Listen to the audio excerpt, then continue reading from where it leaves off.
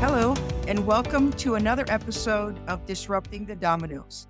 That's Disrupting the Dominoes of Violence. I'm Arlene Lemus, the CEO of PAVE Prevention, which stands for Proactive Anti-Violence Education.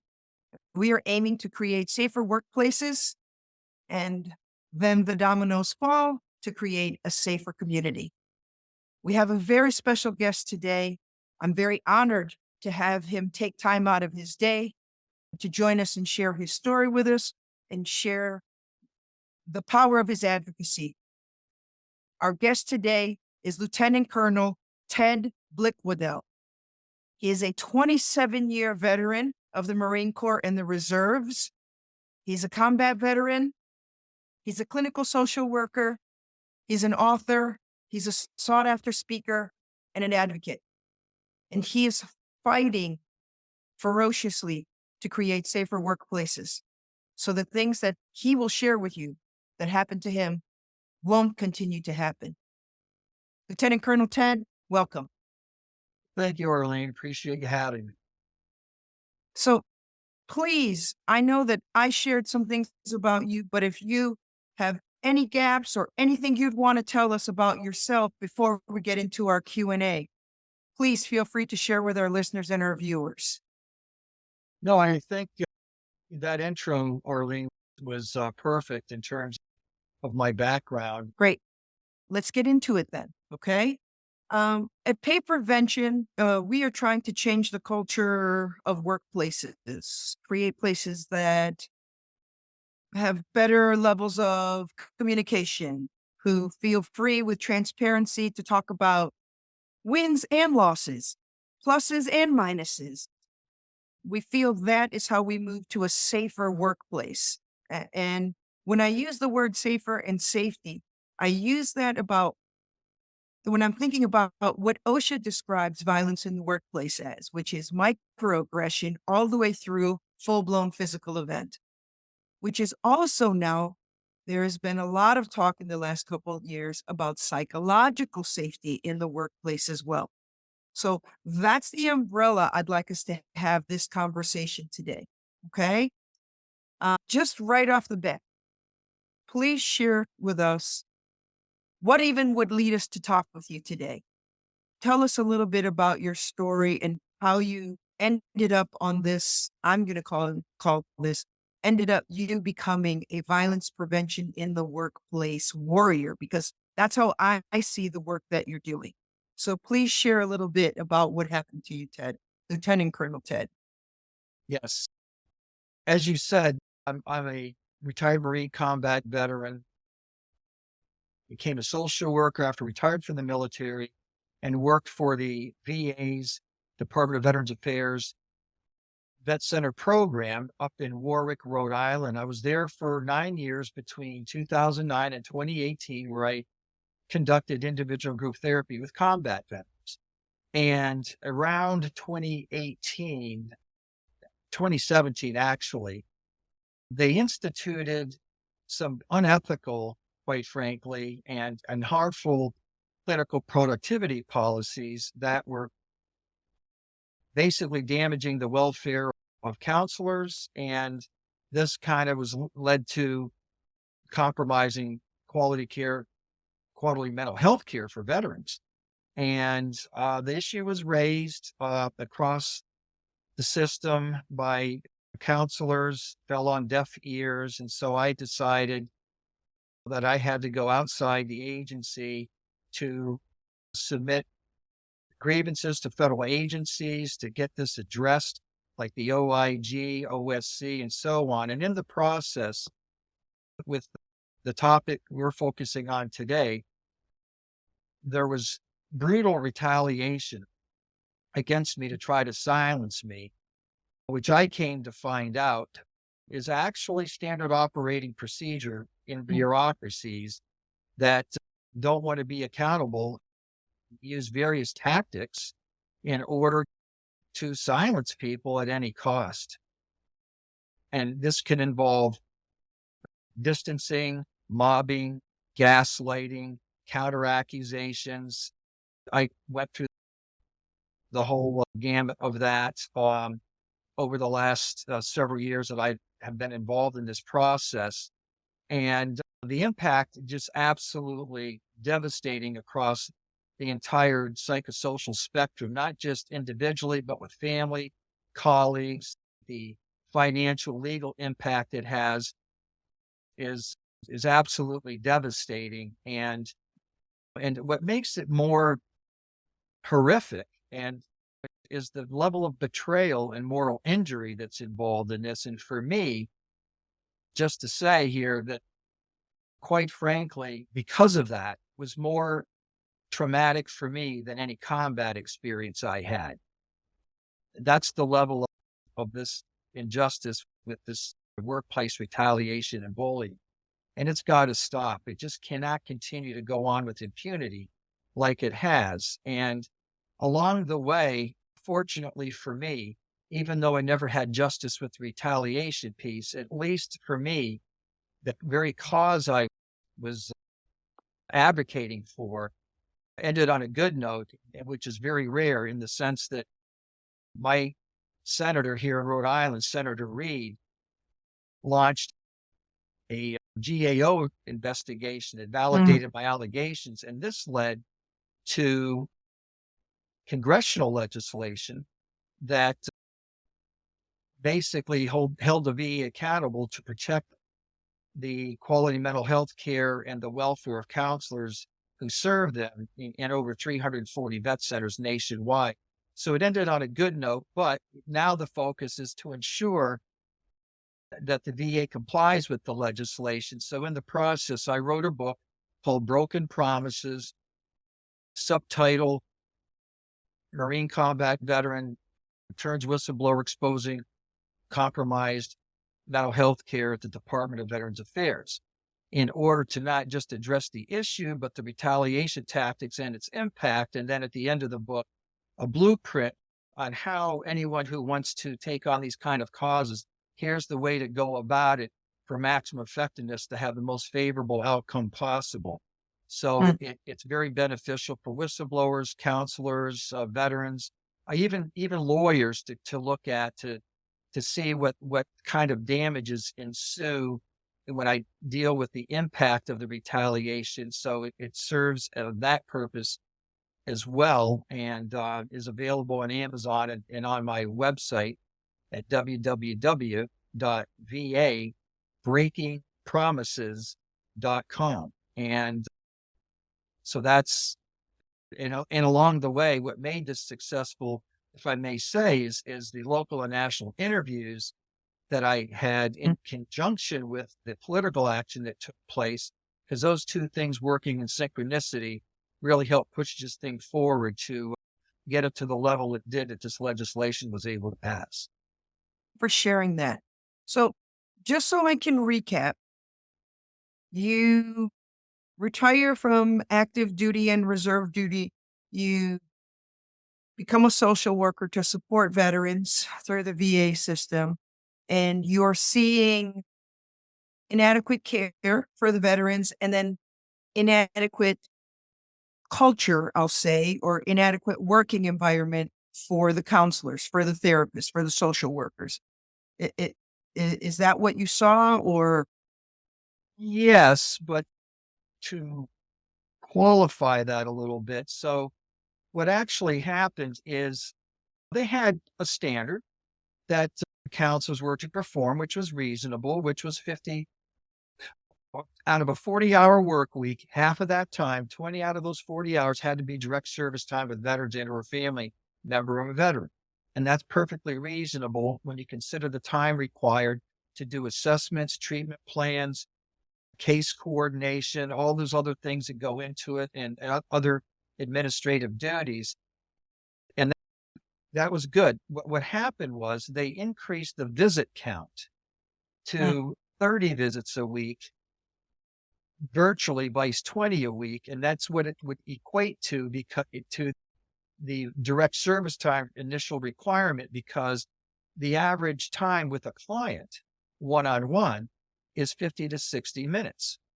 And so when you factor that in, that would be 20 visits a week one-on-one, but they expected people to also You do third. groups and Mm, lots of them in order to compensate for the visit count to meet that in such a way that, you know, that it wasn't necessarily clinically appropriate just to get a group to have a group for the sake of having a group, although a just lot of them are very beneficial. check that box.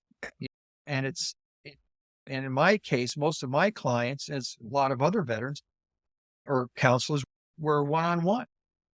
And so you couldn't really meet those requirements because in essence, if you're seeing predominantly clients one-on-one, that visit count basically is increasing your direct service time required to 75%, vice 50, and then it becomes virtually impossible to meet the requirements Right. in order to and people were working through lunches and breaks, working overtime, not being compensated for it in order to meet that direct service time and yet do all the other administrative duties. And I elected that I won't be able to meet the numbers. I'm going to do what's best for the veterans. And that's what I did. And I wasn't able to meet the numbers. And yet they will tell you from the VA said, oh, but 75% of the counselors met the requirements. Yes, but at what cost? And that's Right. the whole point of this. And that's where it becomes a problem. And it never got adequately addressed. And hopefully it will as a result of this legislation. Thank you for uh, giving us a little more information on that. And I do want to share that there was something you said earlier in what you shared that really hit me, and it is the term moral injury, that you suffered moral injury. And that I have known, I have many military family members who have served in the military. I've been surrounded all my adult life with folks that serve in the military, and there is a moral compass for many of them that is true north, that is honorable and has been something that I admired. So to think about when you said it, I just think about the people in my circle that I care about, the people that I love who have served this country. And if they had received moral injury, it would have been very heavy on them. So the term landed heavy on me, sir. Thank you for sharing it. We talk a lot at PAVE about how things just don't like drop out of the sky and happen. There are always these other things that just get overlooked or don't get acknowledged or don't get changed or don't get reported. I read somewhere a long time ago, probably 10 years ago now, that it takes 14 different things to lead up to a full blown physical violent event. 14 little things. Maybe there was a microaggression. Maybe there was all these little things, right? These toxic things that happen along the way. We call them death by 10,000 paper cuts. But what other things were happening? Were there any other things that were happening that you're like, man, this culture's just not right? Yeah, in terms when you try to address what we're talking about here, and then they're trying to silence you through all these different tactics. And, as a segue from, what we had just talked about with the visit count thing that I was just explaining, of course, you can imagine that pressure, the ethical dilemma that it puts you in having to choose between quality care for veterans and meeting the numbers, because if your focus is on meeting the numbers, you're going to be pressured to take shortcuts or do things, which quite frankly, puts higher risk veterans even at greater risk that may be suicidal because of these things. And there's been instances where, in fact, this exact occurrence has happened at a vet center out in South Bend, Indiana, where a veteran ended up committing suicide whose case was given to an intern who wasn't properly supervised, while the vet center director there was telling people working there, the staff, hey, look, don't rate anyone moderate or high risk because that's going to put us under more scrutiny and a microscope, and we just don't have the time to be dealing with that. And with someone's high risk, ethically, you don't record that as such, then there's not going to be the proper monitoring or follow-up that might need to be happening. And in this case, there was a $1.7 million settlement where Mm, the surviving spouse had wanted won a case because of that. So these are the types of things, that happen. And so this obviously, when you have that kind of pressure and you're damaging the morale and welfare of counselors, because of these pressures, and they're taking FMLA leave, they're going on medication, they're seeking their own therapy. Obviously, that's going to impact, the services that are being provided as a consequence, and to no fault of the counselor. That has to be clear. This is not to vilify the counselors in the VA. There's great counselors and people that work at the VA that do great work, that are dedicated, that want to serve veterans. But when under these kinds of pressures and tactics, and then when you try to speak up, they try to silence you. People just learn not to speak up. And when I took on this cause, I went forward as the Lone Ranger because everyone around me is running for the tall grass because they're afraid of losing their jobs if Mm. they speak up. And so leading into maybe part of what you were getting at just now was part of the tactics with me, just to give specific examples. I could go on, but for the sake of brevity, a quick summary of things. It started out, they shut down my computer access. So I no longer was able to address these issues. My director, a week after I left on terminal leave, and took early retirement because of all this, figuring I'd be more effective fighting the cause on the outside than while I'm in the system.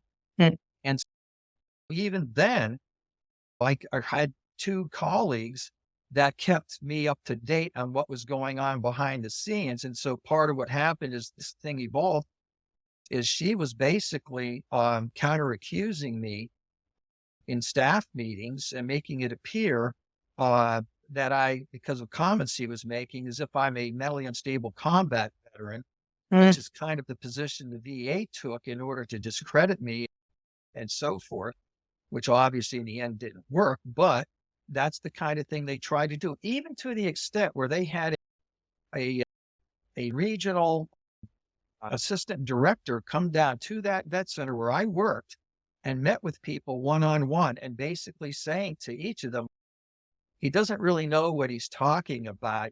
It's really this and this in order to turn people against me, which is the Mm. mobbing tactic. And this is intentional and it's standard operating procedure. That's just an example. And then a few years later, 3.5 years later, a colleague of mine who passed away that used to work there, who was a Vietnam era veteran, had an obituary that stated, "Hey, I wish that make donations to the vet center for people that we serve." That's what I did.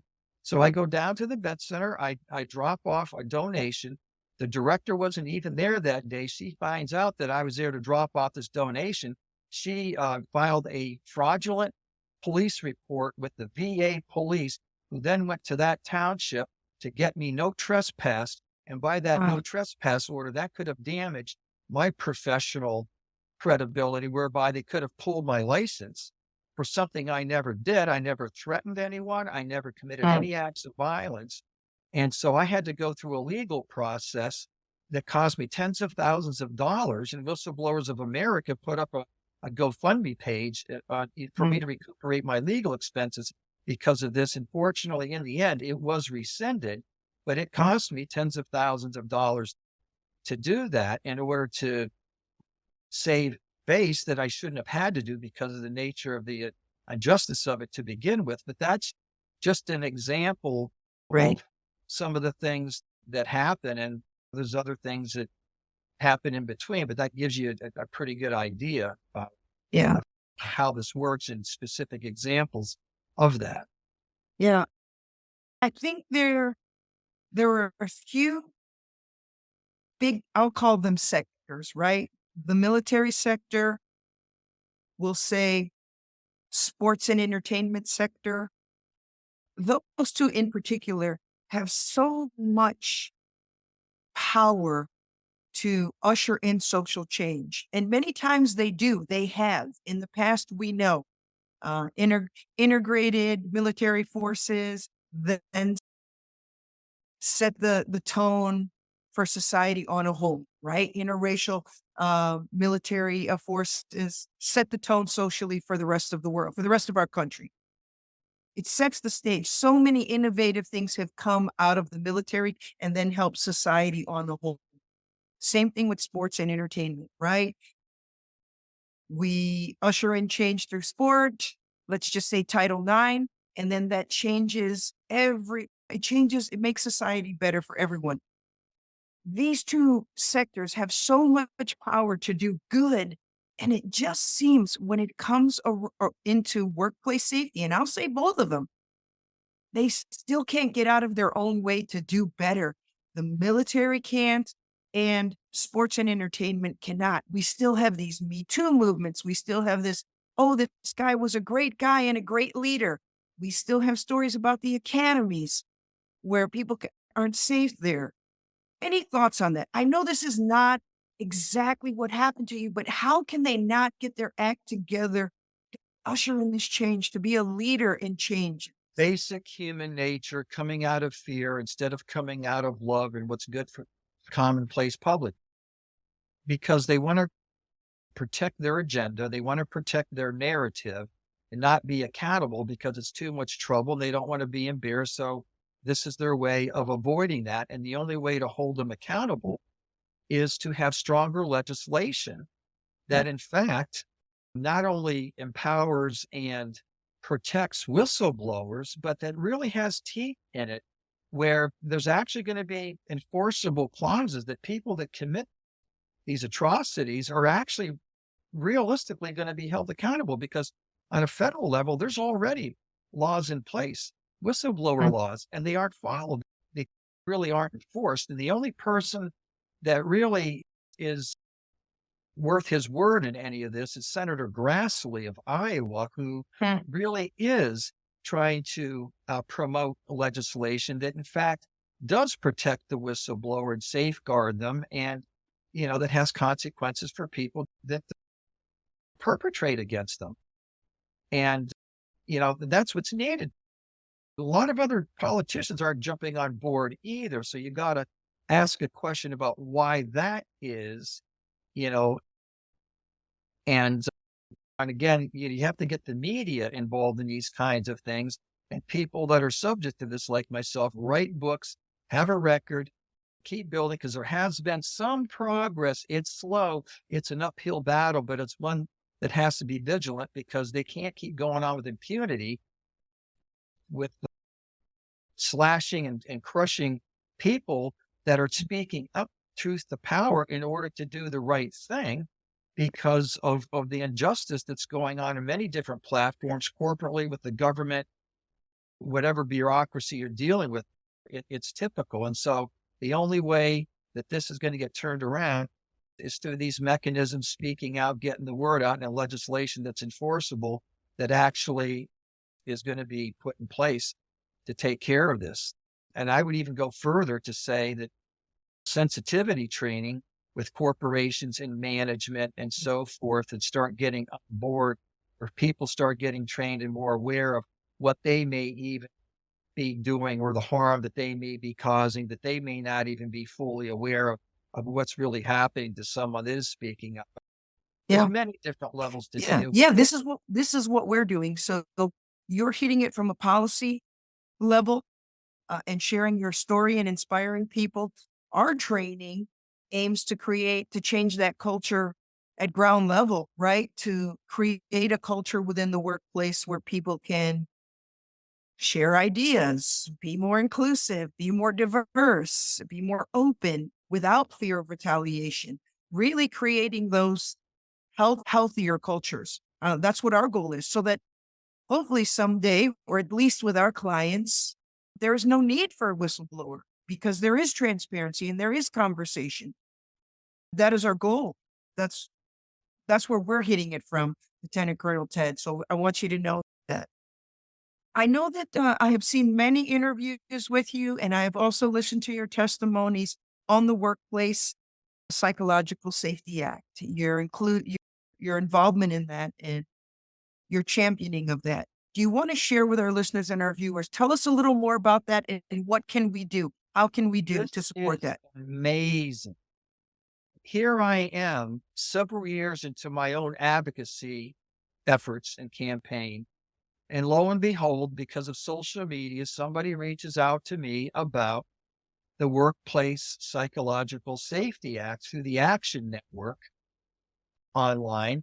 And there is this movement nationally on a state by state basis in order to pass in all 50 states the Workplace Psychological Safety Act.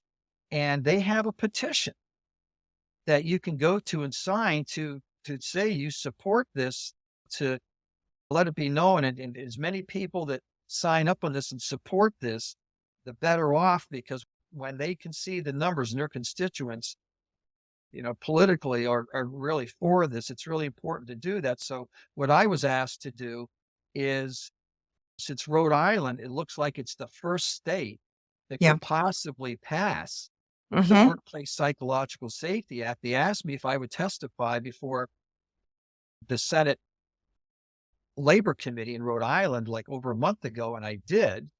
And lo and behold, the Senate now, since then, within that subsequent month, did pass it. And now it's before the House. And about a week and a half, 2 weeks ago, I went down again because they wanted me to testify along with others before the House Labor Committee at the state capitol, Rhode Island. And I so did, and submitted written testimony ahead of time. And I want to come back to that because that's very important for our support. So I went down there. So now the House still has it under consideration in the committee. Some things they have to do, like the Senate did, and hopefully before the end of May, they will, as I encourage them to do, be the first state to pass this Workplace Psychological Safety Act and set an example for others for you to follow and take the lead on this, because it's really important. So hopefully it will. And what's really cool is you can submit written testimony for other states, even if you don't show up to testify. And the more people do that, and there's greater numbers in doing that, just with a written testimony, not even necessarily going there and giving an oral presentation, is Mm. very helpful, because the politicians can see that the general public is generally behind this and they're going to take note. Thank you for sharing that. I think that's very important to our viewers and our listeners, to get more information out, to inform themselves more about what's going on at this level with this act. And hopefully we can get it passed in the 50 states as you've inspired us to do. I want to ask you, Lieutenant Colonel Ted, let's say none of this happens. What would have had to have happened when you come forward? What would you have needed to hear? What would you have needed to happen? What type of responses do you think, hey, if this would have happened, I wouldn't have had, what things could have happened? Yeah. And I had an email that I had gone out with when the leadership failed to respond to us in the system. I went out with an email, two of them. And when they failed to respond to the first one, I went out again with additional comments, this time infoing everybody in the system, every counselor in the system. And when I did that, that's when the fecal material hit the rotary oscillator, so to speak, to be politically correct in my comment. But, and so what happened is that generated a lot of activity, a lot of response, reply. Oh, and when they saw that, oh my God, they're on board with what he's saying. We got to shut this down. And that's when they shut my computer down Mm. to stop that communication, trying to claim that I'm using my computer personally in government time. No, this had to do with a government issue affecting our Right. workplace environment. I am not violating anything. And oh no, I didn't violate the chain of command like you're saying, because my communication with my fellow counselors is lateral communication, and thereby, by the very nature of a chain of command, is not being violated. So these are the kinds of little Right. things they try to pull. But in the end, here on social media, I have people here and there reaching out to me. Oh, yeah, I remember you. I was a counselor for the readjustment counseling service in the vet center program. I still saved that original email you went out with to remind me why I left the vet center program. That's just, it's amazing. Yeah. You know, And this is what employers, this is what, in your case, the VA doesn't get, is they are losing so many quality, good people in the healthcare sector. nurses, Right. over 53% of the nurses are Yeah. planning to leave Right. their career, find a Exactly. new career path in the next That's 18 right. months. We're I short mean, they don't get it. 400,000 we're short 400,000 nurses in this country, but getting back to the VA thing, the segue there is, you're right, and in fact, this has caused a high turnover rate. They don't hire people quick enough, so this compounds the problem with quality care already being compromised. So now you cause your people to leave. You're not replacing those positions. Now the caseloads and the remaining people become higher. Now you've put even more pressure on them with more chances that the ball's going to get dropped with veterans that are at higher risk. This is insane. It's insane. Instead of just doing the right thing. Instead of just doing the right thing. So what would have been different to answer your original question is, with this being a lead up to that, is if they would have heeded that and started to take measures of, okay, get focus groups together, let's figure out how we can make these adjustments, and giving them the opportunity to do that before I went outside the system to do it, they had their opportunity. It's not Right. like I went out of bounds, right away and went to the OIG or whatever. No, I gave them an opportunity and they failed miserably. So now what am I left with? And I Right. remember the very afternoon when I took this cause on, when I got these responses back to my email, when the national leadership failed at central office of the VA to start addressing this stuff and sidestepping it and obviously justifying the numbers in spite of addressing the issues I'm raising. Boy, as that was happening and I'm getting this feedback from these other counselors, I had to shut my door that afternoon before they shut down my computer and say to myself, oh my God, what have I done? They're looking up to me to basically, you're the leader we're looking for. You're right about everything you said. We support everything you're saying.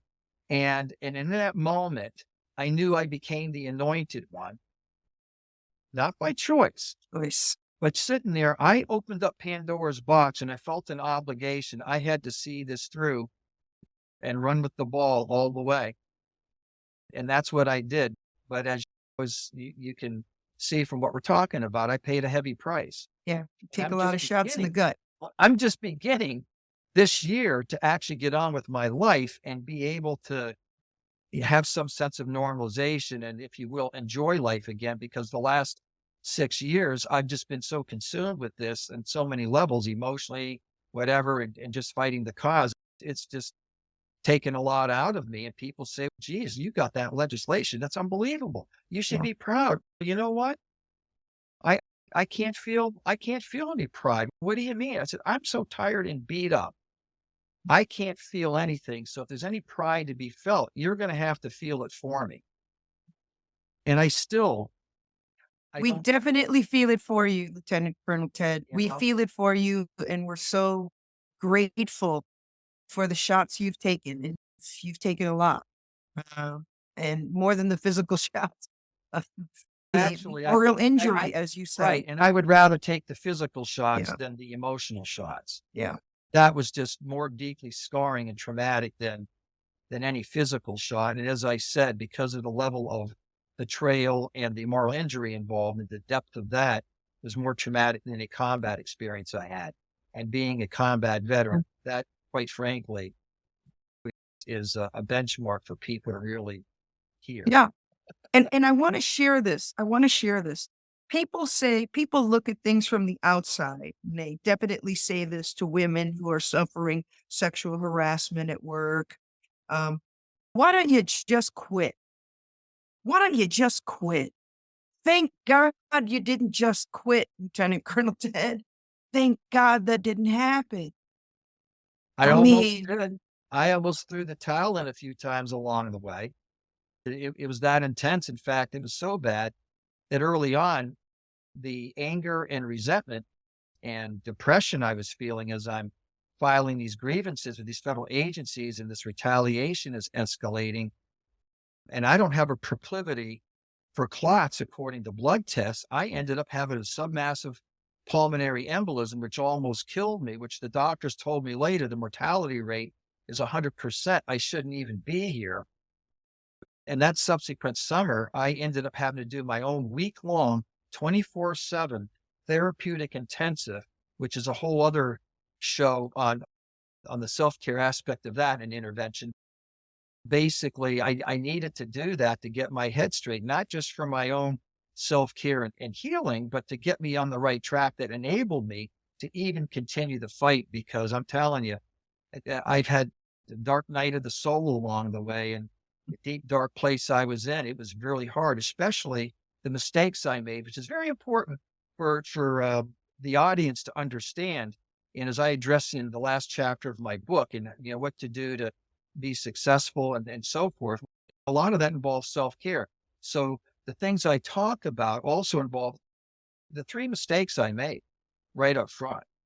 First Oh, of all, I didn't build a network of support properly because I didn't know of any support groups or programs out there when I took this on. So I'm the Lone Ranger running off, going into attack mode on this thing, and didn't really build a proper network of support. My self care was absolutely abysmal. I didn't really, have a regular kind of self care program that really helps build resilience. And you can do that on a number of levels with physical activity, exercise, yoga, meditation, qigong. I can yep. go on and on. And I address that in chapter 10 of my book also, those things that are important to do. But those two things were really the two biggest mistakes I made up front. And it's really more, those are the two more important. Mm, And so it's really important to have that in order. Oh, and the third one is getting legal advice. Even if you don't end up hiring a lawyer, because it can get expensive. Most people drop out on the legal aspect of it because the government has deep pockets, and you can't sustain that. And lawyers aren't going to take it on contingency, but at least getting upfront advice from a lawyer legally to avoid the certain landmines along the way that could happen, especially if you file an EEO, or in the government's case, Office of Special Counsel to the Office of Resolution Management, ORM, a case against retaliation and things that go against protected personnel mm. practices. Yeah, that's always a tough one for me because I'm like, man, if I just can talk from my heart, we're going to settle this. It's going to be okay. But really, you do have to make sure that you're legally Yeah. protected. You do have to get that advice. I had a legal review done of my book Mm, before I even published it, it's, wow. because to make sure because everything I say is true and it's all backed up, but it's so immense with the documents and so forth. I couldn't do it in printed forms. My website that I referenced before also has a references tab where all the documents and supporting elements are listed chapter by chapter to, show transparency and the fact that what I'm saying is true. So that way it avoids them coming back and say, hey, this is defamation of character, which is why I had to self-publish, because I Mm, mentioned names and I dropped dimes, and just about any publisher will not touch it. publish a book Yeah. unless you take that kind of stuff out. And I refused to. So I had to go the self-publishing route because it's part of holding people accountable. Unless you know who they are and what they're doing, then there's no pressure, and that's not going to get it either. So we're gonna start wrapping it up. But we do ask all our guests on this podcast, Lieutenant Colonel. We ask them a kind of a wish list question. If there were anyone in the world that you think you could, man, if I just talk to this person, it could really make change. It could really foster change in this department, in this avenue, in violence prevention, in creating a safer workplace. If there's one person or a group that you could talk to, is there anyone that comes to mind or group that comes to mind that you think, man, if I could just get in front of this person, it would change everything? But it has to do with spreading the word. And with my particular cause as an example, now that the legislation has passed that I had talked about before, well, now just because the legislation passed doesn't mean they're going to comply with the legislation. In fact, there's already indications they're trying not to. So Look, I directly sent some things to the Veterans Affairs Committee in Washington on the House and Senate side to hopefully please consider what I'm saying. Here's some things to back up what I'm saying. So the next time you have a hearing, you need people like me to come down here and testify, which you haven't done so far, number one, to get the word out. And number two, when you talk about how can that help, that gets back to, besides the political action, getting the media behind what you're doing, Mm. that's going to raise awareness and attention. So if I would be able to get exposure along with other people that have causes, what really needs to happen is get before talk show hosts, get before people Mm. like Oprah Winfrey, get get before people like that, centers of influence that have direct impact of the media, to get that story out. And then it grows legs. And then the more people become aware, that's going to inspire more prevalence of ensuring that there's going to be workplace psychological safety from this standpoint, because Mm. now you've elevated it to a national level for people that have that kind of influence. So if I could get on a late night show, I could get before Oprah Winfrey, I could get before whoever else Right. that would be willing to, vet me, of course, as NBC did, because you got to Right. do your due diligence. You want to make sure you're not speaking to someone who's, a loose cannon. And in my case, how could I be, with the interviews I've already had and it led to congressional legislation? The fact that happened just goes to show you that, that never would have, if I was some half-cocked, mentally unstable combat veteran that they were trying to portray me Present. as. Yeah, that's the kind of thing that has to happen, and to really get attention, because it's been tough to do it on your own and my own along the way. And I just got lucky because I didn't have that level of attention, and therefore was very fortunate that it even led to, as I've been told by experienced whistleblowers, you have no idea what you've done being able to get U.S. Congress to pass legislation to support Yep. the very issues you are raising. And I had no idea, because this was the first time I ever took something like this on. Lieutenant Colonel Ted, thank you so much. I'd like to give you the opportunity to share again the title of your book, where they can find you, where they can have access to purchase your book. Please share that with our listeners and our viewers. Yes. Again, the title of my book is Broken Promises.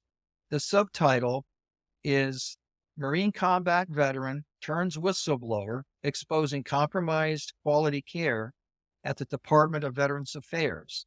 The book is available on Amazon, but more specifically, because of the easiest way to find out more about the book, its description and tabs for my media interviews, that those that are interested, plus references for the book itself. The best thing to do is to go to my website where the book can be ordered. And again, that is www.com, and that's promises with an S at the end, vabreakingpromises.com. And, spread the word, about this advocacy Mm. campaign at the website to all of your centers of influence through whatever platforms are comfortable for you to do. Great. Lieutenant Colonel Ted, thank you so much for taking time with us today. This was an incredible conversation. Thank you for your sacrifices in active duty, your sacrifices in reserve, and your sacrifices as a whistleblower. I wish you continued healing and continued energy to fight this fight, Lieutenant Colonel. Really appreciate you. Thank you for joining me. I appreciate it, Arlene, and thank you for having me. There we have it. What a wonderful episode of Disrupting the Dominoes. That's disrupting the dominoes of violence. Thank you. Please subscribe, share this incredible episode.